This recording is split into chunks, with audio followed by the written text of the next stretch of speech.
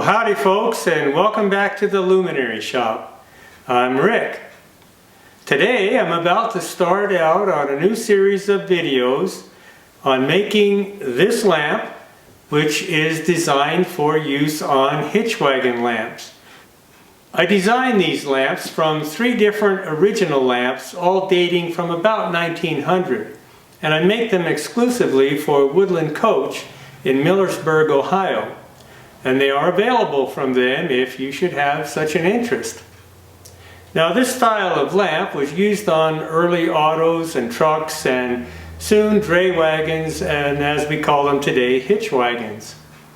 Now, a dray was a heavy hauler of its day. Everything from furniture manufacturers to breweries used dray wagons to deliver their products in the cities. Now, drays were specifically useful in cities because of the way they were designed.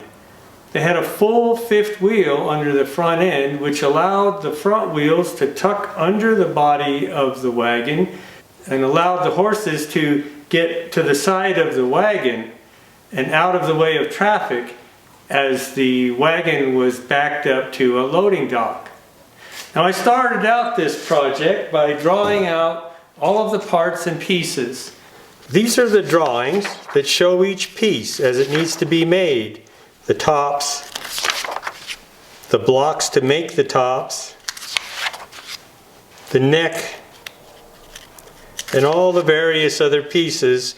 I think there's 15 to 16 different spinnings on these lamps, depending on the model that you actually want. There's quite a bit of preliminary work to be done before I can actually get started on the real project of making these lamps. First of all, I have to order the glass. It's specially custom made for me, bent to a convex shape with a bevel around the outer circumference. The gentleman that makes this glass for me, or I should say made this glass for me, usually takes between 6 and 7 or 8 months to get an order done for me. Unfortunately, he has recently retired, and right now I have no one that can actually do this work. So if you know of someone, be sure and let me know. Another thing that I have to do is prepare these cast brackets. Now, I made the original pattern for this several years ago. And as you can see, it's sand cast at a foundry, and it's quite rough.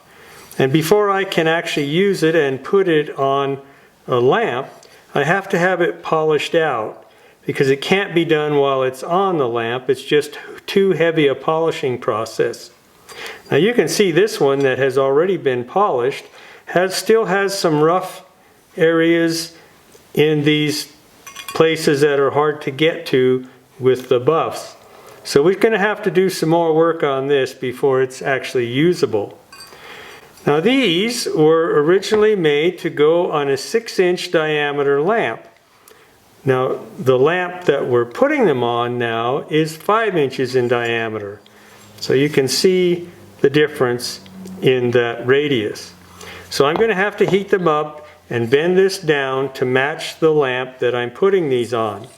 I also use a pattern like this to cut the ends off and make them suitable for the job at hand. So this whole process can actually take from 6 to 10 months before I get everything put together that I actually need to get these lamps built. So let's get started.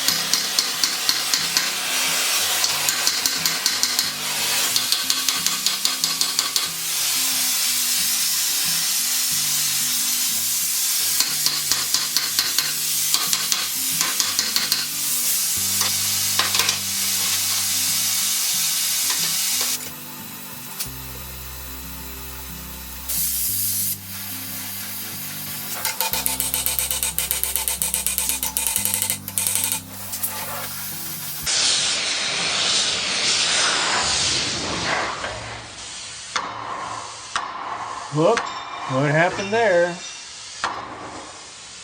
I guess I didn't get that heated well enough. Well, one piece ruined.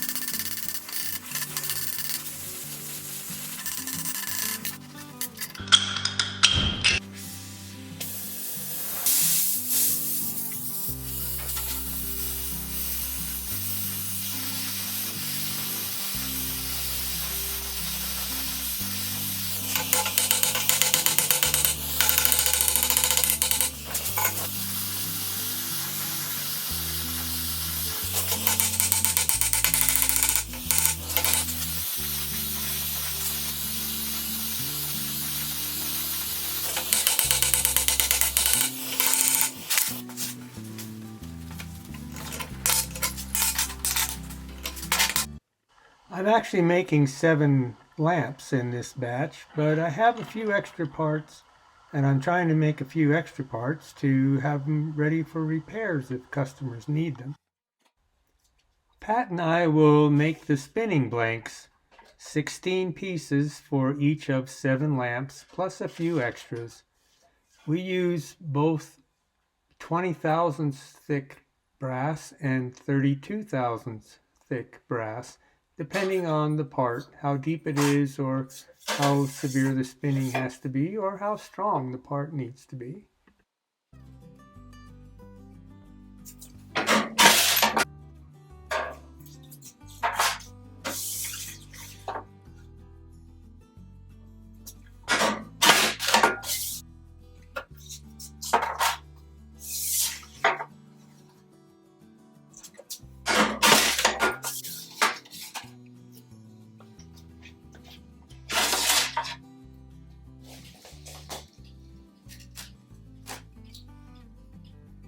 I mark each strip with the diameter of the circles that we'll cut out of it and how many circles we'll get out of each piece.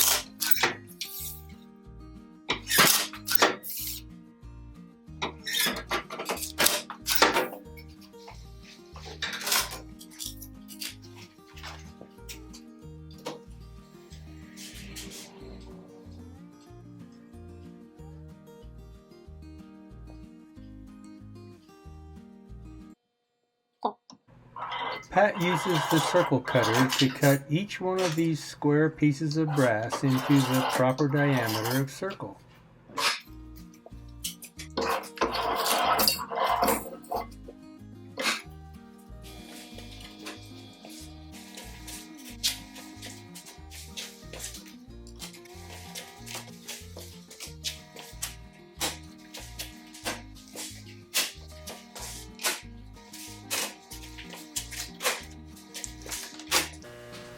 And I'll make sure that each stack of discs is the proper diameter and thickness for the piece that it should be made into.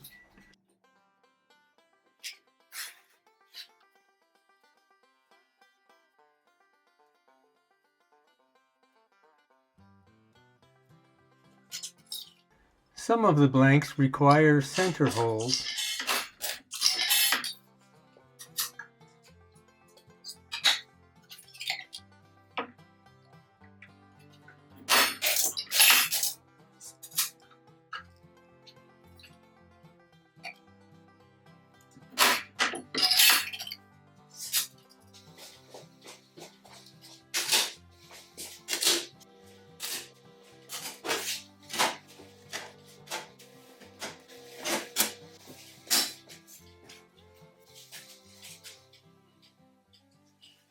These spinning chucks are ones that I previously made.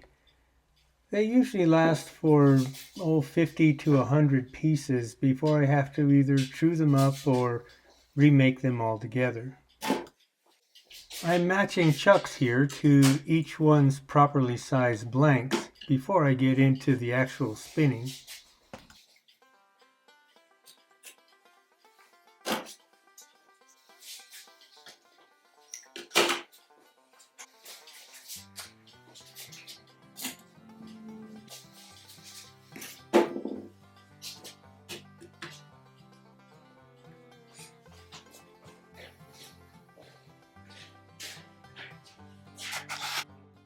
The first piece that I spin will be the base to the cap at the top of the lamp.